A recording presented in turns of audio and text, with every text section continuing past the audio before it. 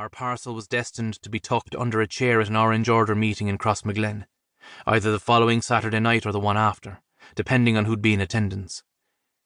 The precautions were routine, but deemed militarily necessary, because up here, mistakes were punished hard, and there was no room for second chances. "An hour to the border," Dan Stout had told us, after we'd watched the second car's taillights make red eyes in the distance and then vanish, taken by a bend in the road. And another hour more or less after we'd crossed back over into the Republic, to the friendly farmhouse this side of Castleblaney. We'd get breakfast there, and a chance to revive ourselves by a roaring fire, and transport would be standing by to take us back down to Cork. Once we were across into Monaghan, he said, we could stop and rest a while if we needed to.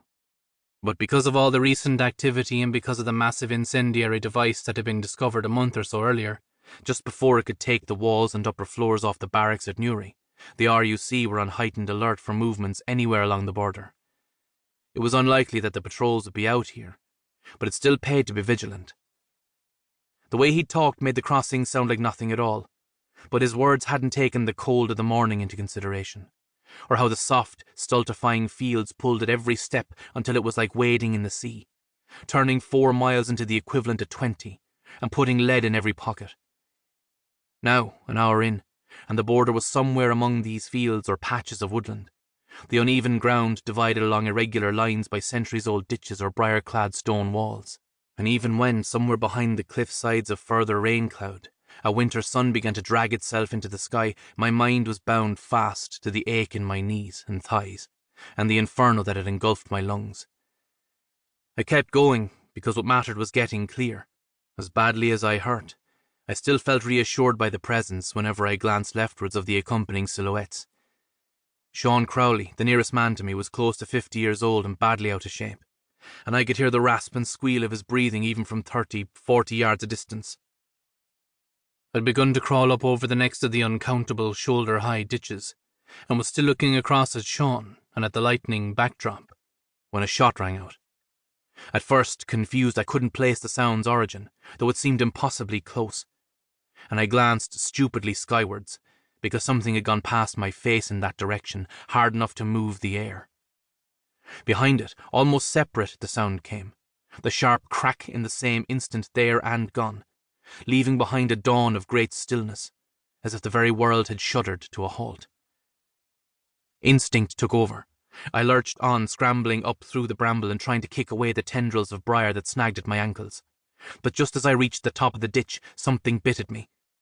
I felt a small slam against the underside of my right wrist, and in the same instant a second shot sounded, again close enough to feel its jarring reverberation. The sound of someone putting a hobnailed boot heel to a held-down forearm. That dry crunch of a bone being broken clean, but with the sort of inner loudness that far exceeds the reality. And then, as I cleared the ditch's brow, something moved in the long grass down below. I didn't hesitate. My pistol was in my hand, cold and heavier than I'd remembered, and I straightened my left arm and squeezed the trigger, once, and then in quick succession twice more. And then it was over, leaping down into the next field, my weariness forgotten now, obliterated by a white heat. I threw myself to the ground as I'd been trained to do, but the shooting was done.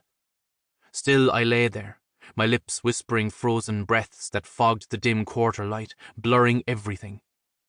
The grass had a clean, wet smell from all the recent rain, but the earth beneath tasted of sourness and stone, ripe with all the dead there's ever been. I could tell that time was passing by the hard beating of my heart, the feel of it like a pain, thick and bitter, high up in my throat. But whether that accounted for seconds or minutes I couldn't have said. Instead, my mind busied itself with the sudden memory of a fox I'd once seen, during a drag hunt, running in a wide sweeping arc across a bright frost-covered hillside, ahead of a pack of hounds already weary from 5 or 6 miles of hard chase. The rust flash of its body held like firelight against the blue-white landscape, the outstanding colour in the day, and I'd been young, but not so young that I couldn't sense the transcendence of the moment, the raw and terrible beauty of nature at full stretch.